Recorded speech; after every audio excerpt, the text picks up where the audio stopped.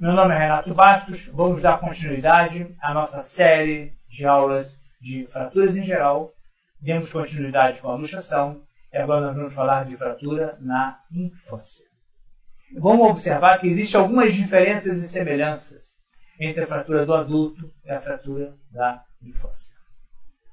Então nós temos aqui, basicamente, as semelhanças e as diferenças. A semelhança seria que toda fratura, o seu resultado, a sua gravidade, dependerá da energia, ou seja, a violência com que acontece o trauma, por exemplo, no acidente de trânsito, ou um corpo que cai de uma altura de 5 metros de altura. É uma fratura de alta energia. Quanto maior a energia, maior o comprometimento de partes moles, ou seja, mais vai inchar o segmento acometido por essa fratura. E a recuperação também vai ter uma diferença das fraturas de baixa energia e alta energia. Só tem que, em criança, ter uma diferença muito grande das fraturas do idoso e da fratura do adulto, que é justamente uma frase em latim muito importante que chama-se primo nocere, ou seja, não vamos piorar a gravidade do que já existe. Porque muitas das vezes, na tentativa de acelerar a recuperação de uma criança através de redução e imobilização, nós poderemos agravar em muito o processo de recuperação. Nós sabemos que em criança, as partes moles, ou seja, a pele, tecido celular subcutâneo e os músculos, eles incham em uma velocidade muito mais rápida do que no adulto. E acontece com muita característica isso. Então, muitas das vezes, pelo fato da criança estar chorando, dos pais estarem desesperados, muitas das vezes podem induzir ao médico a uma velocidade maior de tratamento e que, por sua vez, será um desastre do que pode vir a acontecer.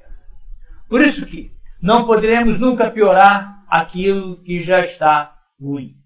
Então, nós devemos pensar, tem a fratura, tem urgência ou não tem urgência? Não seria melhor, já que sabemos que vai inchar esse antebraço ou essa perna, colocarmos uma calha, esperar algumas horas para reduzirmos a fratura?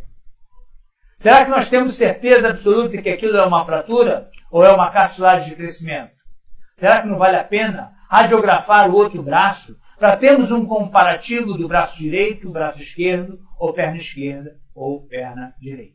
Então, dessa fotografia, guardem a mensagem. Primo nocere, ou seja, vamos aguardar para não piorar o que já está ruim. Então, nessa fotografia agora, nós temos o trauma de baixa energia, que é a criança que caiu com a mão espalmada, ou a pessoa idosa que caiu da escada. Isso é uma baixa energia. Sendo que as fraturas, elas têm uma certa diferença, às vezes no mesmo mecanismo do trauma. Nós poderemos, nessa fotografia aqui de cima da criança caindo da própria altura, na criança quebra-se o punho, se o mesmo trauma vier a acontecer no adulto ou no cliente idoso, ele vai quebrar a parte proximal do húmero ou uma fratura do cotovelo. Então lembre bem que o mecanismo do trauma, dependendo da idade, poderá ter fraturas em locais completamente diferentes. Então, nessa fotografia, nós temos o que nós chamamos de fratura subperiostal, ou seja, é uma fratura que você já deve ter escutado falar, que é chamada fratura em galho verde. É como se vocês tentassem pegar um bambu e quebrar um bambu verde. O bambu não quebra, ele se racha todo. Né? Então nós temos aqui, diante dessa radiografia, uma fratura da terço distal do rádio, que é chamado de fratura em galho verde ou fratura subperiostal. Muitas das vezes é difícil de identificar essa fratura. A pessoa, o médico, tem que estar pensando que existe a possibilidade de fratura nessa região. Lógico, aquele que já tem experiência, na hora que a criança entra pelo consultório, pela simples palpação na região distal do antebraço, a gente já pode até avisar o pai e a mãe, olha, esse osso está quebrado, é uma fratura em galho verde. Faz a radiografia e certamente vai comprovar esse tipo de lesão. Na dúvida, radiografe o lado contralateral, ou seja, o outro braço, para termos a certeza se realmente existe esse tipo de fratura ou não. Para a sorte do médico, para a sorte dos familiares, de uma maneira geral, essas fraturas não se deslocam durante o tratamento. É o bambuzinho que está alinhado, todo rachado. São fraturas que em torno de 2 semanas, 3 semanas, estão completamente recuperadas, sem deixar nenhum tipo de sequela. Então, os princípios na infância e no adulto são basicamente a mesma coisa. Reduzir a fratura, imobilizar e recuperar. A criança prestando atenção que a redução, muitas das vezes, não é urgente, não é imediata. Poderemos pensar no que fazer com essa fratura. Será que é melhor tratarmos conservadoramente ou tratamento cirúrgico passando um fio nessa fratura?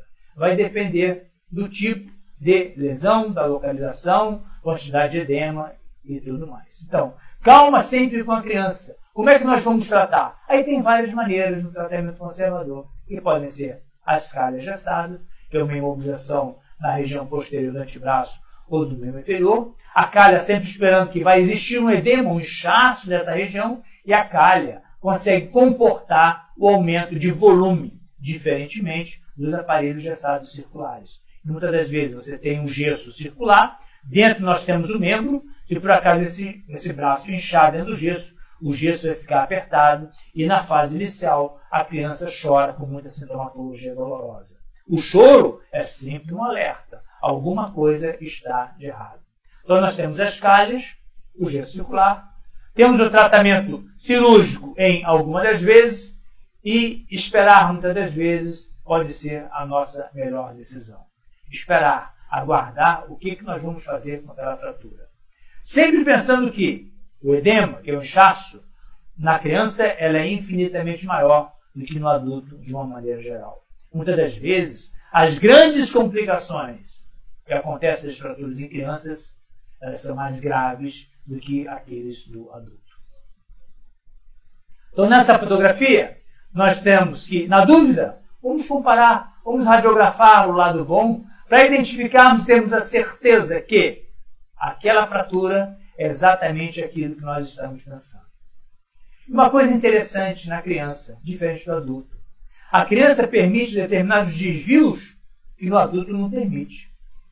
A criança, ou seja, deformidades em torno de até 30 graus de deformidade no osso, você vai verificar que numa criança de 5, 6 anos de idade, quando ela chegar aos 9 anos, esse osso está completamente remodelado, sem nenhum distúrbio da função. Então, na criança, se permite maiores deformidades, o que não se permite no adulto de uma maneira geral. Então, uma mensagem que eu posso deixar aqui a vocês seria o seguinte: desconfie sempre quando a urgência é maior ou não é tão urgente. Toda vez que sinalizarem que uma fratura é muito urgente, a gente tem que pensar, será que realmente é essa urgência toda? Será que ela não pode esperar? Às vezes esperar é melhor do que tomar uma decisão precipitada. Muitas das vezes é necessário solicitar uma segunda opinião. Às vezes esperar pode ser a nossa melhor escolha. Muitas das vezes, a gente às vezes está até na dúvida de uma fratura numa criança ou não, bota uma calha, manda voltar daqui a 2, 3 dias, radiografa o outro lado, para termos a certeza e qual a melhor conduta para aquele caso.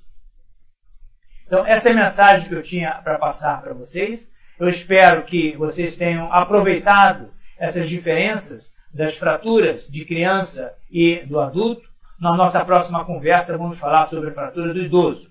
E guardem sempre essa mensagem. Qualquer dúvida que vocês tenham, basta entrar em contato nas nossas mídias sociais e que nós poderemos esclarecer de maneira praticamente ou mais urgente possível. Muito obrigado.